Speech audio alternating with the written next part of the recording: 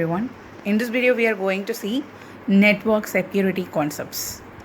We must understand that computers have pervaded our life.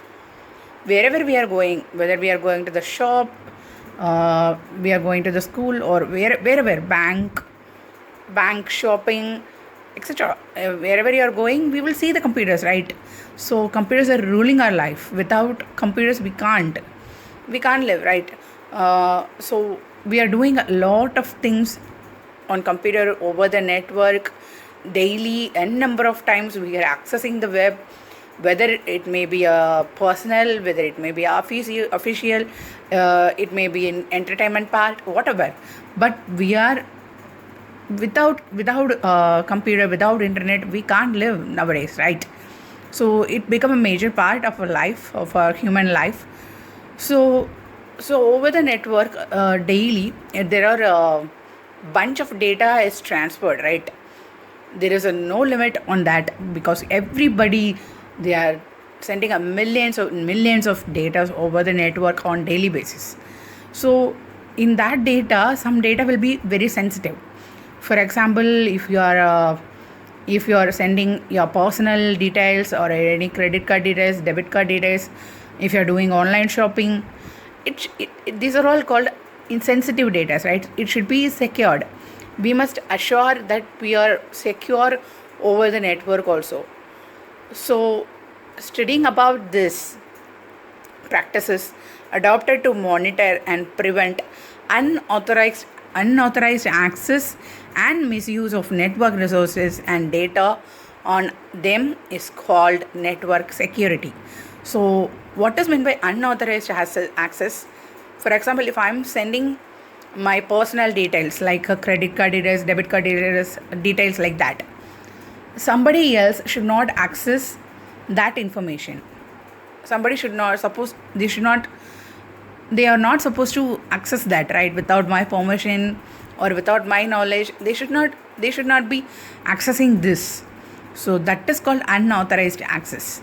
So this about monitoring and preventing this unauthorized access and misuse of network resources and data on them is called a network security. Okay, let's see what are the security threats over the network.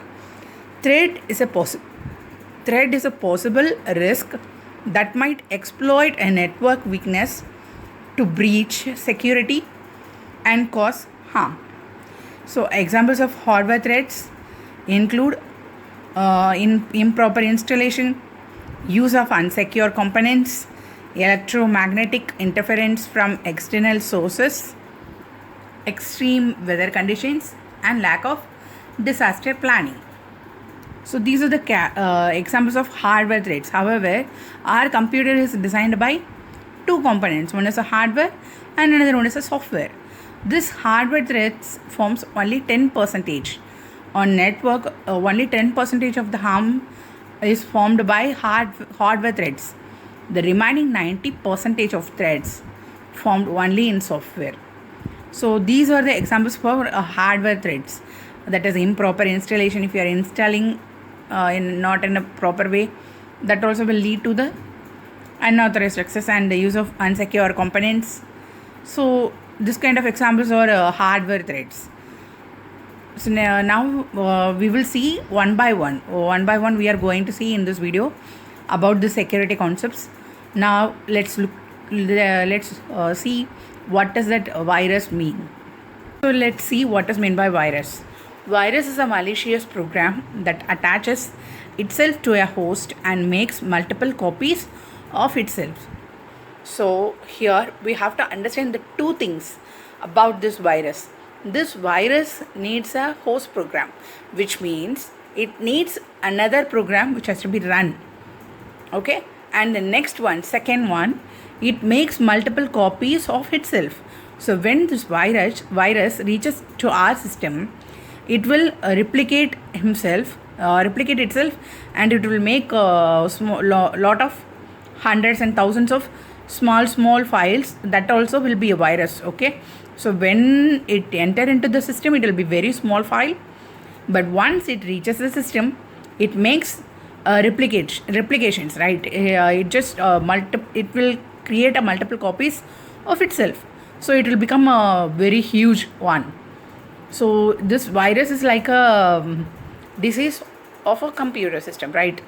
So what it will do, what is the effect we will get when the virus reaches the system?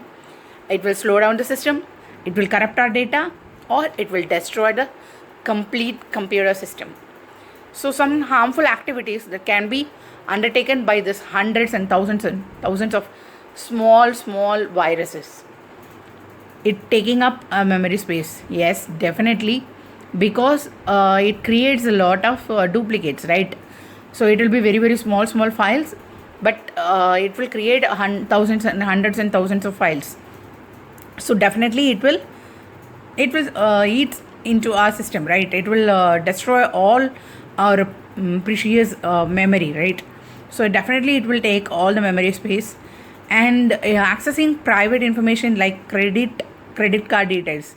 See, we will be storing lot of important details in our system, so this virus will access those data also. And flashing unwanted messages on user screen, definitely because of this only the virus has been created.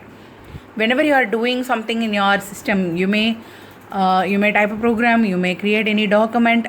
At that time, some unwanted messages will be flashed on your computer screen, so it will distract your focus from your work. You have to close your work, and you have to move on to that message, and you have to close that, then you have to come back to your work. So definitely it will be a problem, right? When you are doing something very important or a very urgent work, if unwanted messages are coming again and again, then definitely it will be a problem for the user, right? And the fourth one is corrupting data. Yes, as we seen, it will corrupt the data like our credit card details, debit card details, some sensitive information that will be corrupted.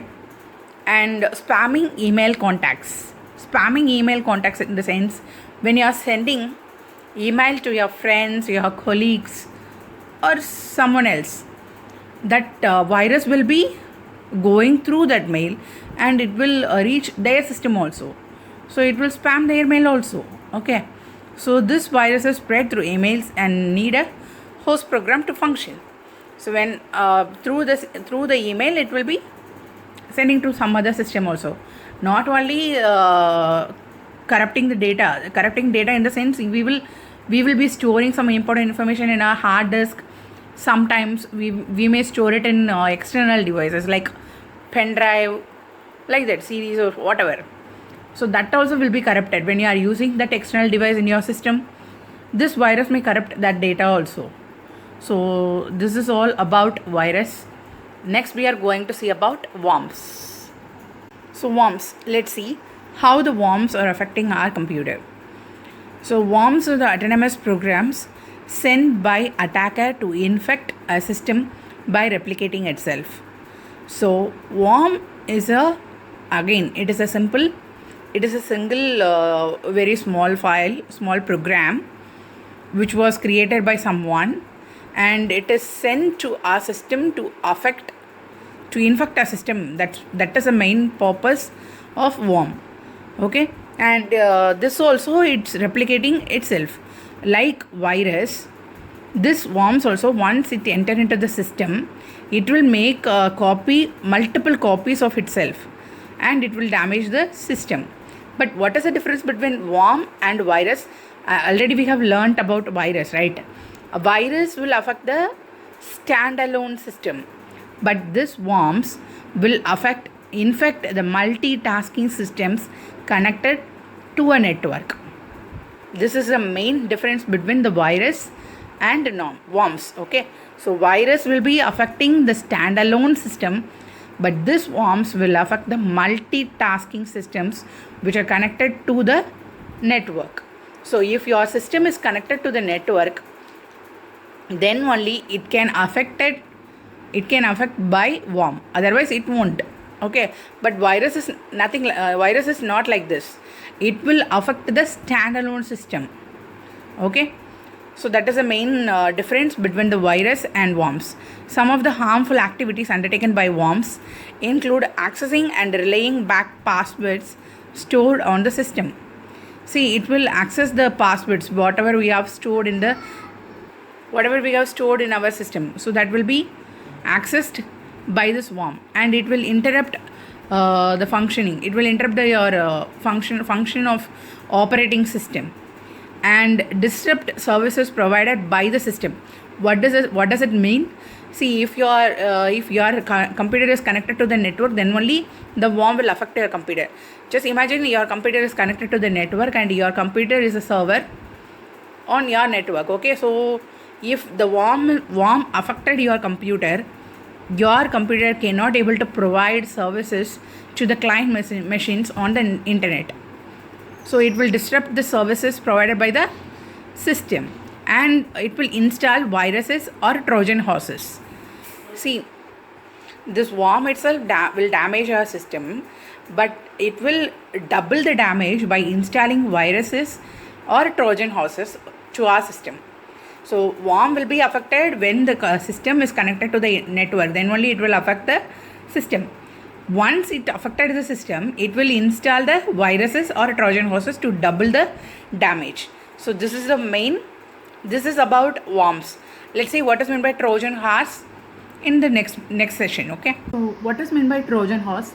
It is a malware that hides itself within another program like games or documents and harms the system. This Trojan horse is a malware. It will hide itself within another program. That program may be the host program. It can be any document, it can be any software or a game which is downloaded over the network, or which will be getting from our friends.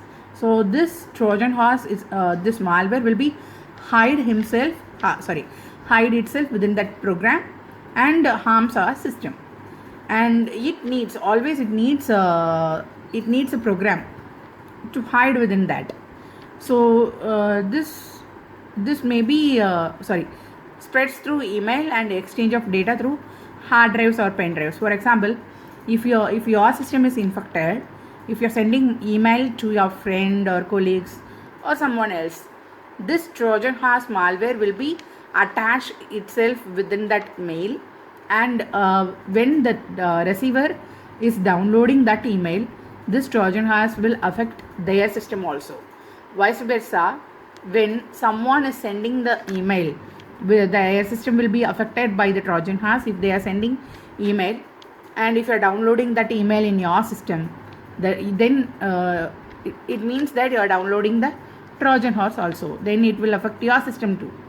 So by sharing the hard drives, by sharing the pen drives, through that also your system will be getting this Trojan horse malware. And worms could spread Trojan horse, as you have seen in the earlier. Worms which will be affecting the system which is connected to the network, so that also will install this Trojan horse. So worms also can spread this Trojan horses. So next we are going to see about spam. Spam is something is doing with the email. Let's see what it is going to do. So spam is an electronic junk mail or unsolicited mail or junk newsroom postings are called spam. What does it mean, unsolicited mail? The mail that you have never asked. So that is called unsolicited mail. Okay. Sending multiple unsolicited mails simultaneously is called spamming. For example, if I'm sending unwanted mail, that mail will not be useful for anybody. That unwanted mail, if I'm sending for hundreds of people at the same time, then I'm spamming that hundreds of people's mailbox. So this is called spamming. Okay, spam in the sense it is unsolicited mail. Unsolicited mail means the mail that you have never asked, which means it is a junk mail. There will be no use, nothing will be there. So that is a useless mail will be called as a unsolicited mail or junk mail. If I am sending that unwanted mail to hundreds of people at the same time, then I'm spamming their mailboxes. That hundreds of people's mailboxes I'm spamming. So this is called as a spamming. Okay, the first spam mail was sent by Gary Turek on ARPANET in 1978. Actually, it was a ad. It was an ad of the software that they have created. So it became a very big problem, but at the same time they got that business also. They developed their business through that spam mail. That was the first spam mail they have sent on in 1978 over ARPANET. Okay, so here are the two ways to reduce the spam mail. The first one is a mark received mail as junk. For example, if you are getting any unwanted mails in the sense that mail you don't want, that mail, that is a useless mail, some ads or something else, something you have never asked, that mails, whenever you are getting it in your mailbox, that each mail server providing the option to mark that mail as a junk without opening. So next time when the sender is that particular sender, whichever mail is marked as a junk, that sender, if again in future if they are sending a file to your mailbox, they cannot be able to forward the message to your mailbox. So that will be avoided by the web server. Okay, so through this we can reduce the spam mail. And the next thing is sharing email ID only with the trusted people or websites. You have to share your email ID with the trusted people or authorized people. Likewise, you should not share your mail ID with anybody. If you are not trusting anyone, please don't share your mail, because in email you may getting spam like this. So this will be affecting your mailbox as well as the system. So this is about spam. Now we are going to see about cookies. So let's see what is it cookies doing in our system. So cookies are the small text files with a unique ID stored on the computer system by a website. Okay, so this cookies are the small text files which will be storing by the website. Which website? If you are visiting a website, that website will be storing some text files in your system with a unique ID. Okay, there it will store the browsing details and all preferences, whatever preferences you are doing over the network, that will be stored, and your login ID and how many times you have clicked on that pages will be there. Everything, all the information will be stored in the text files, and this will be created only by the website. Okay, and it enables website to provide customized experience. See, these cookies will take all your data. For example, in your system, you may save your details, your family members' details, all your personal things, passwords, everything. That will be taken by the customers. That will be taken by the unauthorized persons, right? And let's see how these cookies work. Website creates and stores a cookie file in your browser or a program data folder or subfolder. See, whenever you are visiting the website or accessing the network, it will create and store a cookie file in your browser itself, or sometimes it may be stored in your program data folder or a subfolder.